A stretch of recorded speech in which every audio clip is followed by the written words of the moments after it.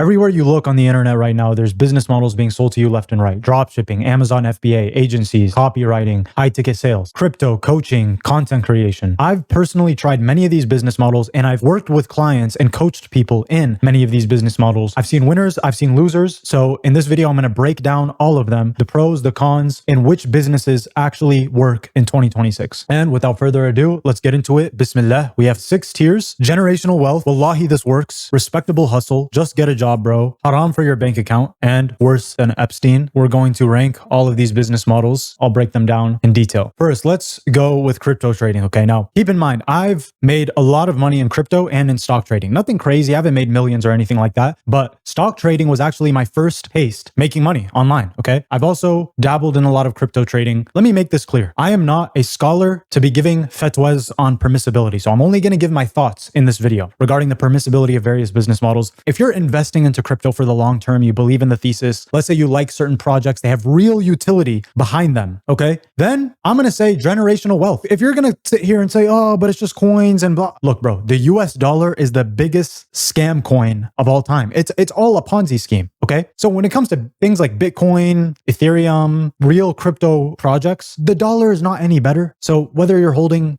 each of them, neither of them are backed by anything. Some people might say, oh, but the US dollar, it's backed by real banks and the government. And no, it's not. If you know, you know. But you know, since 1913, it's definitely not backed by anything. So in terms of long-term investing, there's no problem with it. Now, let me give a caveat here. I don't think any of you should be investing. You should not be investing, bro, if you don't have at least $50,000 of spare money, of savings, okay? Otherwise, you should just invest into yourself, increase your income, then worry about investing. That little lie of like $500 a month and you're going to have $2 million by the time you're 73 years old and you can't walk. It's pointless. So I'm going to give this 2 rankings because the second ranking is crypto trading. And I'm going to put this in worse than Epstein. If the way you make money is directly correlated to other people losing money, my friend, you are in an immoral business model. You're not providing any real tangible value to the marketplace, to the economy. This is why there's so many affordability issues and a lot of economic issues in the world right now, because you have so many economies. The US economy is propped up by nothing. If you go into one of the Epstein files, I can't quote this for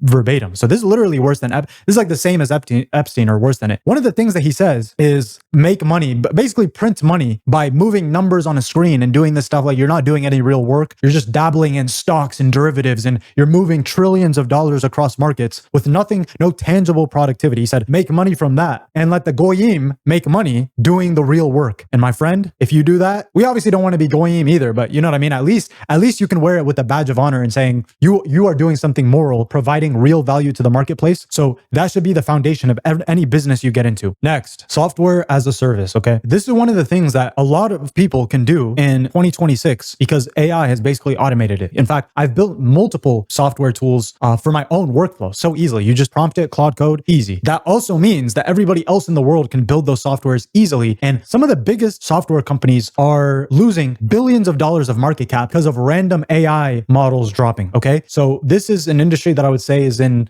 grave danger. However, there are some important points to make. Okay. Number one, 95% of software companies fail. And it's because they don't get product market fit. They solve problems and build things that people don't actually need and that don't solve painful problems. Okay. That people are willing to pay to solve. That's why most people fail. Now, you can definitely make tons of money in software. Let me be clear. Most of the people that I see winning in software, they already have tons of money because that's what it takes. It takes so much time to develop it, get it right, get product market fit, figure out what people actually want and are willing to pay for, and then develop all of that. It takes a lot of time. It takes a lot of capital. It takes employees. That's not something that you're cut out for as a beginner. So that's one side of things. The other question is maybe you can do it. You can partner with somebody, but it only makes sense if you really have distribution. Do you have a platform? Do you have hundreds of thousands of people that you can market this to instantly? If you can't get one of those right, if you can't get to product market fit quickly or market to a lot of people, an effective marketing strategy, you can't get the distribution, then it doesn't make sense to get into this. If you can't get to product market fit quickly, and if you don't have the resources for that, or if you don't have tons of distribution to sell your software to a lot of people, then it doesn't make sense. So we're going to say haram for your bank account. You're probably going to lose a lot of money. Next, communities, right? You've probably seen a lot of people sell the idea of a community. And there's a few things to say here. First of all, the average school community has 18% churn. If you're going to make any money with communities, you have to have under 10% churn. Now, what churn is basically what percentage of members members leave every single month, leave your community. Okay. Same thing with the software, very important numbers. You have to get a low percentage of people leaving, because only then can you start compound and bringing more people on every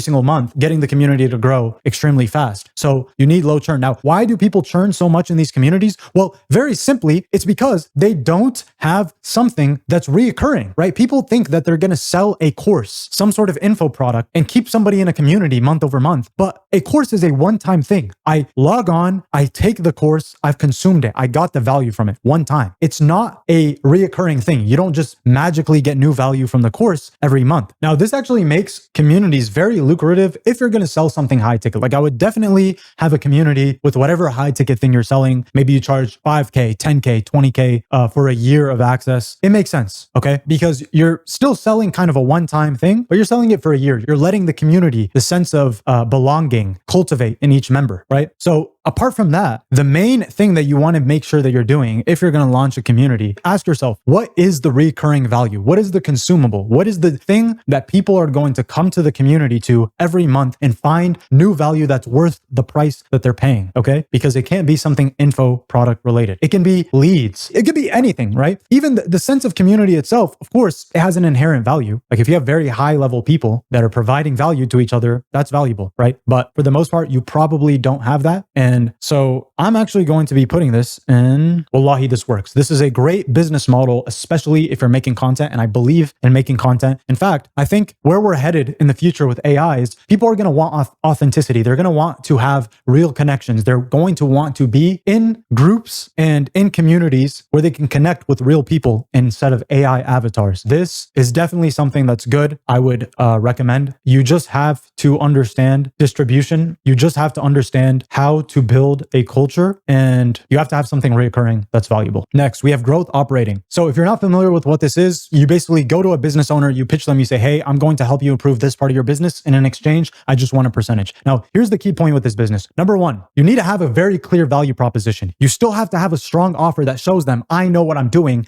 I have a clear plan to get you results. That's number one. You have to be able to prove to somebody that you can actually do what you're saying you're going to do for them. Otherwise, going through all this headache, signing, nobody wants to give away a percentage of their business for months just for somebody not to get anything done. Now, I'm going to caveat by saying, like, the whole revenue share model is a really good model for signing your first clients if it's difficult for you to sign clients in your agency. Okay. Now, I'm going to put this in respectable hustle. Okay. There's ways to make it work. You just have to sell the right thing to the right person. And ultimately, if you can get results for them, you're going to do really well, because that's the name of the game. It's getting case studies showing that you can actually do what you say you can do, and the rest is easier from there. Next, I'm going to go to content creation. Now, we touched on this earlier. This isn't a business model, obviously, but basically I'm saying, like, how worth it is it for you to make content if you want to make money in 2026? This is generational wealth. If you're not, you have billionaires making content. Like, if there's billionaires, they're literally making millions of dollars a day, tens of millions of dollars a week. And they decided a high ROI use of their time is literally getting on a camera for a few hours a week or whatever. Then you should at least, your time is worth nothing. You're broke. So why wouldn't you be making content? Why wouldn't you be putting your face out there? The benefits are, there's too many to count. You build tons of connections with people. It's the number one networking hack. Whatever people tell you about networking, making content will absolutely be the number one thing you ever do for networking. Why? Well, it's because you start to build all these connections with people through your content that are in all various businesses and industries. This is generational wealth. I would put this above generational wealth if I could. You should be doing this. Another factor of why this is like such an important thing to do is because it's really not hard, especially short form content. Now, obviously, like 90% of people probably get no results, but it's just because they don't know what they're doing. If you really put intention and you say, I'm going to focus on how to make content that gets people to watch more of my content, that gets people to retain throughout videos, I'm going to master these skills like storytelling, like communication, speaking clearly. I mean, there's just so many benefits, because on top of everything, even if you get no results, you learn how to speak. That's already valuable enough. Content creation is extremely important. All right, next, let's do freelance copywriting, okay? This is not really a business. This is more of a service that you're delivering. Most of the time, people that get into copywriting, they're working jobs. Now, let me say this. Copywriting as a skill is probably one of the most important skills to learn in business, because if you think about the two key skills, it's sales and copywriting. Sales, speaking to people, communication, right? Even on this video, I have to sell you on listening to the next 20 seconds, okay? And I have to do that through my tonality, through speaking clearly, through providing value. That's sales, right? So that's a huge part of business. Even if you're not taking sales calls, you have to negotiate with people. You have to be able to speak. You have to sell your employees on a vision. There's a lot there. With copywriting, that's basically sales, but you're able to distribute that sales ability to like tens of thousands, hundreds of thousands, and millions of people. It's sales, but on paper. It's sales, but in writing, in text format that you can distribute en masse without a face behind it, okay? So it's basically sales, but leveraged. That's why copywriting is such a valuable skill to learn. You need to know how to convert people. It's the skill of having somebody read words and then getting them to take action based on those words. That being valuable needs no explanation. I'm going to say respectable hustle. Wallahi, this works. I'm kind of in between here. I'll go, wallahi, this works because even if you don't make that much money working for somebody as a copywriter, the skills that you learn are worth so much. So that's why it's worth it. You don't want to just be a copywriter. You want to be somebody that strips out YouTube videos. You want to be somebody that writes VSLs, because a VSL could make somebody $1 million. All you need to take is 5% of that and you've made $50,000, right? You have to get into these high tier niches with copywriting. And I recommend getting into niches with every single business on here because it allows you to master a certain domain, a certain channel. If somebody comes to me and they say, I'm a copywriter, I'll do copy for your business. All I'm immediately thinking is this guy probably doesn't know exactly what he could do for my business. I have to start doing the thinking of how is he going to generate revenue? And there's nothing really compelling. If I wanted a copywriter, I go hire a copywriter, right? But if somebody comes to me and says, Zaid, I'm a Muslim copywriter. So that checks off a huge box because it's already hard to find good Muslim employees, right? People that are going to do things for you in the right way. I'm a Muslim copywriter. I specialize in this thing, right? I specialize in VSLs. I know you don't have a VSL yet. You're probably planning on making a VSL sometime in the future. I'll work for you for free. I'll write your emails just to show you that I know what I'm doing until a month from now, 2 months from now. I'll write for you your VSL that aligns fully with your vision. Let's say he knows my vision for my business because he's watched a lot of my content or just whatever. And he says, you only pay me if the VSL does well. I'll just take a percentage. I'm going to say, bro, forget that. Let me pay you. Let me take care of you. This is a very good business model to get into. Next, let's go Amazon FBA. Okay. If you don't know Amazon FBA, there's actually 2 ways to do this. You can sell products on Amazon under your own brand, or you can resell name brand products. It depends on the brand, right? Some brand allow people to resell, some don't, but it's one of those two. You're either reselling or actually building your own brand. Okay. Now, first of all, on the reselling side, you can make a nice 10, 15K per month revenue, but the margins are really small. By the way, I sold for an Amazon FBA coaching offer for years. I know exactly what works and what doesn't in this business. Now, reselling, it's a learning. It's easier as a beginner. You can kind of learn the ropes, but it's not going to result in anything viable long-term. This is side hustle at best. So let me kind of just rank that. Just get a job, bro. Reselling, just get a job. You're still reselling essentially. You're contacting suppliers in China. You're communicating with them, designing the product alongside them. You have to find a good supplier. You have to order, 1,000 units. Then that gets shipped over to Amazon, and then Amazon does the delivery and all that stuff for you. That's kind of the pro with this, is that they do all the delivery for you, and then they give you their platform to sell on, right? You're selling on the Amazon platform. Now, this has gone downhill a lot in recent years in terms of how effective it is, okay? Because what's happening is now the supplier in China can just go. If all you're doing is contacting somebody in China and then you're selling it at a markup on Amazon, guess what? The supplier can just do that. And that's what we're seeing. 50% are successful brands and products on Amazon are coming directly from the Chinese suppliers, and they can beat you. They can take a loss, right? They can break even when you're taking a loss. And so because of that, it's really difficult. This costs like $10,000, $15,000, maybe even $20,000 to start. So I'm going to say it's haram for your bank account. It's not worth it. Basically, the name of the game was to find products that had a lot of demand. How would you do that? Well, you could use software to see how many people are looking up different products, how many people are looking up whiteboards. If there's a lot of people looking up whiteboards, but not as many sellers, right? You run the numbers, divide, et cetera, et cetera. There's one more variable. Is there already a clear winner? If there's already a clear winner, then even if you try to get into the market, there's already somebody with 70,000 reviews. You're just never going to beat them. They're just always going to get more sales than you. They're going to continue winning in the market. It's really hard to catch up. All right, next, coaching business. Now, everybody and their mom is a coach today. There's a lot of competition. What's going to give you an edge? First of all, I'm going to say that this is generational wealth, okay? I'll put it in between these two, but I'm still going to put it generational wealth just because of the potential. Now, you just have to get an edge on your competition. How do you do that? Number one, you have to sell a specific measurable outcome to a niche audience, okay? Just this idea of being the coach that coaches coaches, that coaches coaches, it doesn't work, okay?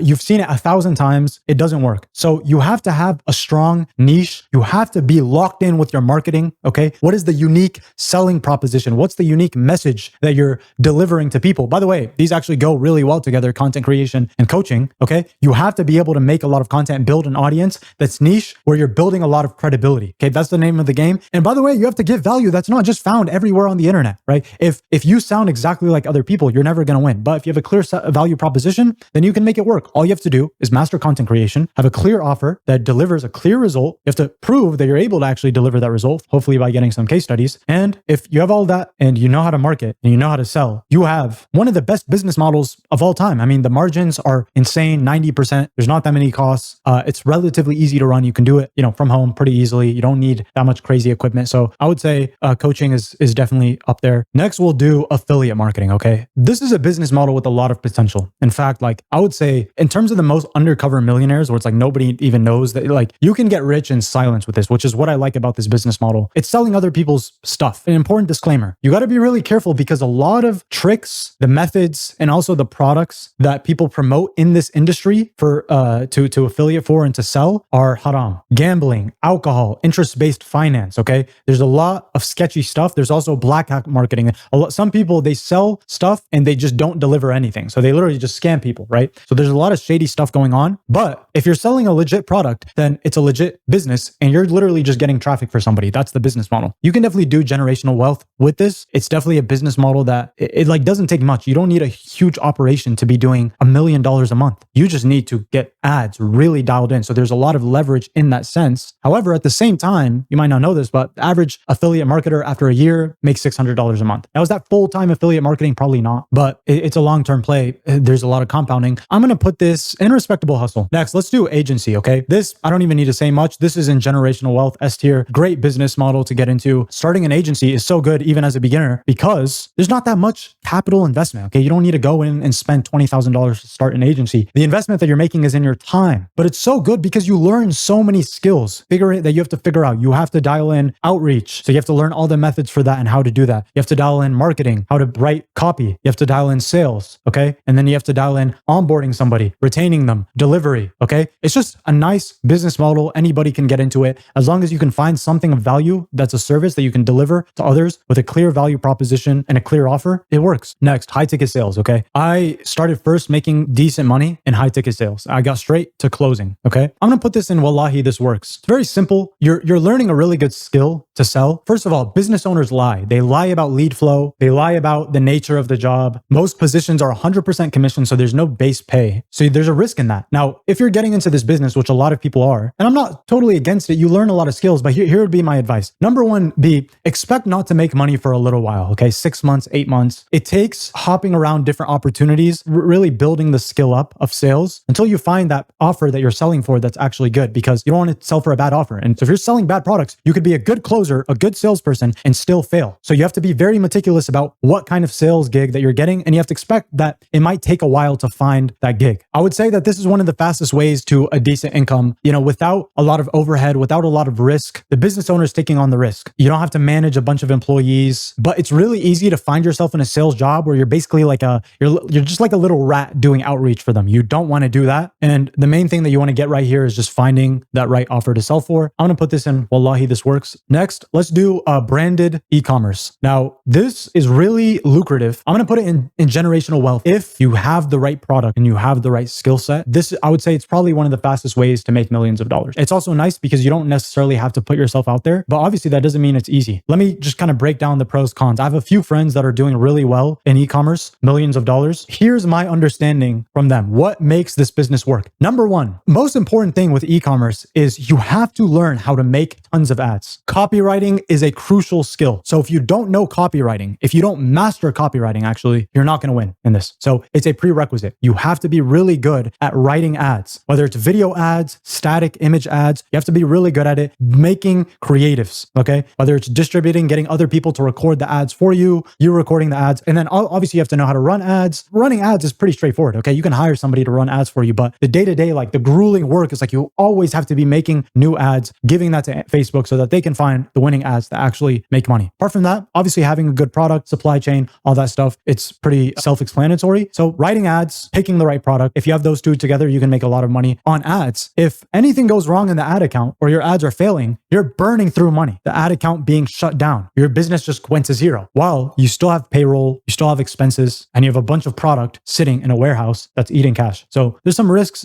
when it comes to that, but if you put those to the side, it's pretty viable. Next, real estate. Now, I also did real estate. I dabbled in Airbnb. I also dabbled in real estate. I got my real estate license even. So actually first, I got into real estate because I heard the statistic, 90% of people that are millionaires became millionaires through real estate. As I've grown older, and got knowledge and got into the industry, I realized that statistic is a total scam because it's literally just normal homeowners. Okay, you have $1 million house. You're not a millionaire if you have $1 million house. That's what the statistic didn't say. You understand what I'm saying? And so it kind of got me in that sense. Even owning real estate is like a pretty decent thing for generational wealth, but there's a lot better investments. It's a lot of headache. And then selling real estate, stuff like this, I would say like if you're a people person or if you have a good network, if you have a strong network, then I would say it's wallahi, this works or respectable hustle. But if not, I would say just get a job, bro. It's not really worth it. Just my opinion. I got into it. I didn't like it. There's a lot of boomers, okay? Especially if you're a young man. You don't want to be. Next, dropshipping. Dropshipping is obviously a form of e-commerce, but you're selling products that aren't branded under you, okay? So you just sell a product. It immediately gets shipped from the supplier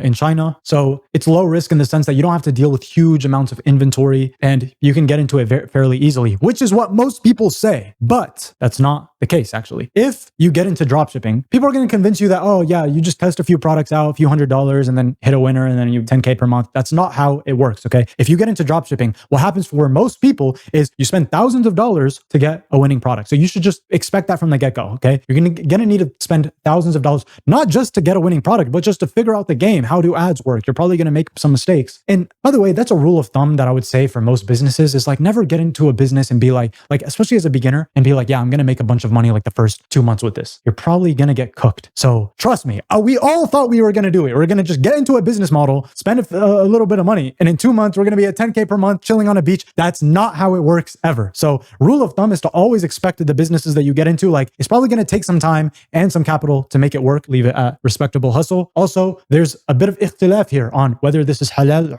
or haram. Disclaimer, I never dabbled in dropshipping, but obviously I have friends that have done that. But you know, there is a bit of a difference of opinion there. So it's important to keep that in mind. Next, UGC. Okay. Now UGC is basically making content to sell products. And I put TikTok because most of it is on TikTok. Okay. TikTok and Instagram, it's mainly short form content, right? Now, the thing is with UGC, it's definitely viable. I'm going to put it in respectable hustle, but UGC pricing has dropped like 50% year over year from 2024 to 2025 because of AI content. It's like now, if I can make 200 videos with AI for $5, it's a lot better than paying somebody, you know, a few $100s for a video. Even you might say, Zaid, most of the AI videos are going to be charged. Yeah, most of them, but a few of them might convert. Respectable hustle, obviously keep it halal, and you can make content yourself, sell products. There's a lot of good ways to do that. So I'm going to say it's a respectable hustle. I have nothing to say about it. All right, next we have faceless YouTube channels. First of all, aside from being a bit homo, like I don't know, there's just something about this. And to be fair, this is like the business that I know least about. But really, bro, you're that scared of putting your face out there. But the thing is, YouTube has started cracking down on these faceless channels as like kind of inauthentic, repetitive content. Imagine your entire life's work of a bunch of videos, they just get banned. You just get the Google ban hammer. Then you're just cooked. There's nothing you can do, right? You